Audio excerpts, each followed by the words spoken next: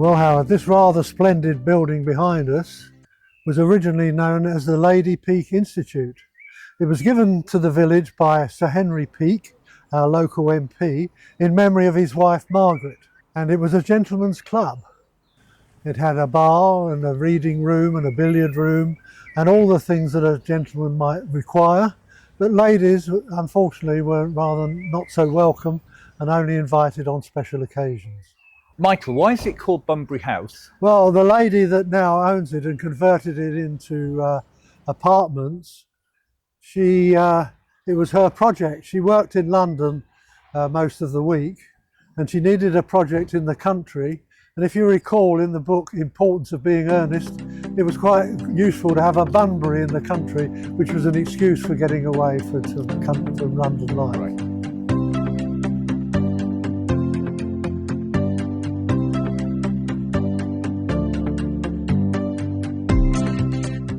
Michael, why was this building called the Old Court? Well, we don't think it was ever a courtroom or anything of that sort, anything legal connotations, but all these three houses were built by a wealthy art dealer called Sir Edmund Davis, and he did a lot of work in improving them.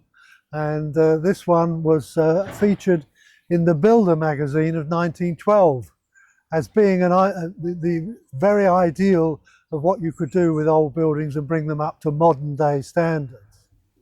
I think the name derives from the fact that there's a wonderful courtyard here behind this door, and the owner has given us permission to go and have a look. Let's go and have a look then.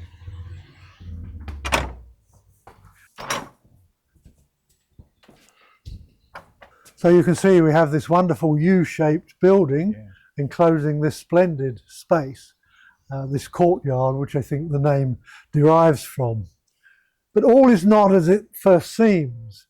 If we look at this part of the building, you can see there's some wonderful old weathered timbers here, and that's a barn probably dating from around about 1600. The bricks have been put in later. It would have just been wattle and daub when it was first built.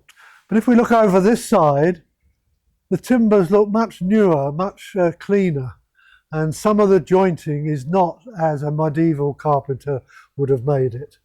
These timbers look old, but they actually came from our old windmill, which stood on the common till about 1912. In the middle of the First World War, it was no longer in use. And Mr. Davis thought, where can I get some old timbers to renovate my building?